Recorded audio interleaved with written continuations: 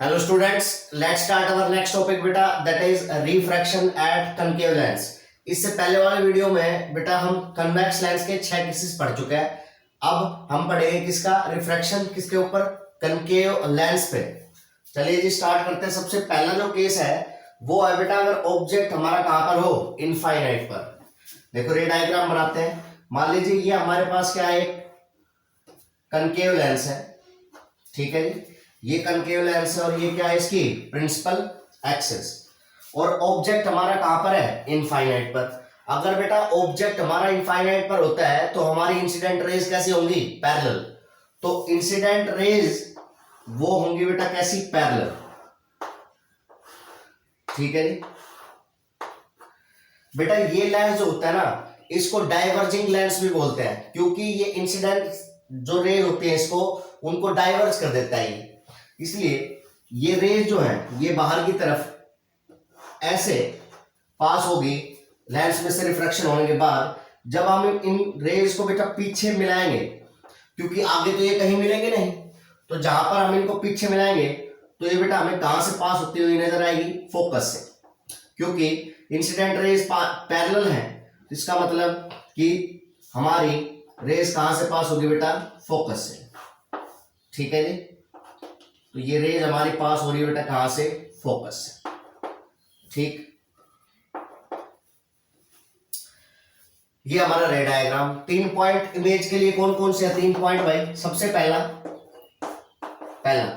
Image की position कहां है, तो इमेज हमारी बनेगी कहां पर बेटा, फोकस पर। तो at focus on same side of object, on same side of object. Second कैसी बनेगी बेटा नेचर में, देखो जो रिफ्रैक्टेड रेज है वो तो डाइवर्ज होती जा रही है, आगे जाके कहीं भी नहीं मिलेगी। लेकिन अगर हम पीछे देखें, जब इनको पीछे प्रोड्यूस करेंगे तो ये कहां से पास होगी बेटा, फोकस से पास होगी। इसका मतलब हमने इनको प्रोड्यूस करके मिलाया है, तो कैसी इमेज होगी बेटा, ये होगी हमारी virtual and erect, virtual and erect image. Third point भाई, साइज में कैसी, इनफाइनाइट से है तो हमारी इंसिडेंट रेज तो पैरेलल है और ये फोकस से पास हो रही है। वेरी स्मॉल इन साइज, बहुत ही छोटा साइज होगा किसका, इमेज का। तो बेटा very small in size, very small in size, ठीक। ये हमारा पहला केस है किसका, कनकेव लेंस का। ऑब्जेक्ट हमारा कहां पर है, इनफाइनाइट पर है, तो इंसिडेंट रेज कैसे होंगी, पैरेलल। ये लेंस क्या करेगा, इन इंसिडेंट रेज को डाइवर्ज कर देगा। जब ये रेज बाहर की तरफ जाएगी तो इनके बीच का गैप बढ़ता जाएगा, तो आगे जाके कहीं मिलेगी नहीं। इसलिए हमें इनको पीछे प्रोड्यूस कर लिया और सारी की सारी कहां से पास होती हुई नजर आई हमें, ये आई पास होती हुई कहां से, फोकस से, ठीक है जी। तो इमेज के 3 पॉइंट है। इमेज की पोजीशन कहां है, क्योंकि सारी की सारी हमने प्रोड्यूस की तो फोकस से पास हो रही थी, तो इसलिए पोजीशन कहां है, फोकस पर। उनका नेचर कैसा है, प्रोड्यूस किया है इसलिए वर्चुअल हो गया। और very small in size, size में जो होता है इमेज का साइज वो ऑब्जेक्ट से बहुत ही ज्यादा क्या होगा बेटा, छोटा होगा। ये हमारा क्या है, केस नंबर 1।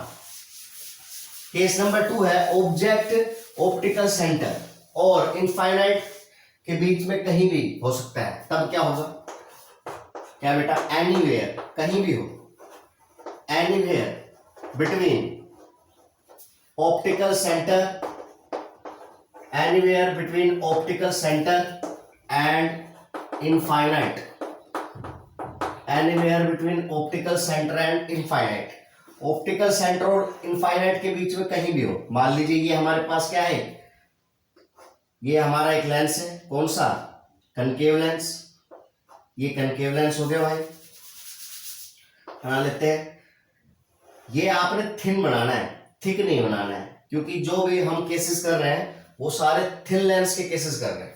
आपने लेंस को ऐसा करके ऐसे मोटा नहीं बनाना है, लेंस आपने थिन लेंस बनाना है, क्योंकि जो भी हम ये केसेस कर रहे हैं अभी सारे थिन लेंस पे कर रहे हैं। अगर थिक लेंस होता और कोई रे हमारी, अगर ये लेंस हमारा क्या होता बेटे, थिक लेंस होता, तो कोई भी रे ऑप्टिकल सेंटर पे अगर आती तो वो बिल्कुल सीधे पास नहीं होती, उसका 2 जगह रिफ्रैक्शन होता। यहाँ पर रिफ्रैक्शन होता और फिर यहाँ पर 2 जगह अलग अलग जगह रिफ्रैक्शन होता। इसलिए ध्यान रखें इस लेंस को आपने क्या बनाना है, थिन बनाना है, ठीक है जी। ये इसके प्रिंसिपल एक्सिस हो गई। ऑब्जेक्ट मान लीजिए हमारा यहाँ कहीं, पहली रे भेजी बेटा हमने कैसी, पैरेलल, ये डाइवर्जिंग लाइन से इसलिए डाइवर्ज कर देगा, और ये रे अगर हम पीछे प्रोड्यूस करेंगे तो बेटा कहां से पास होगी, ये पास होगी हमारी फोकस।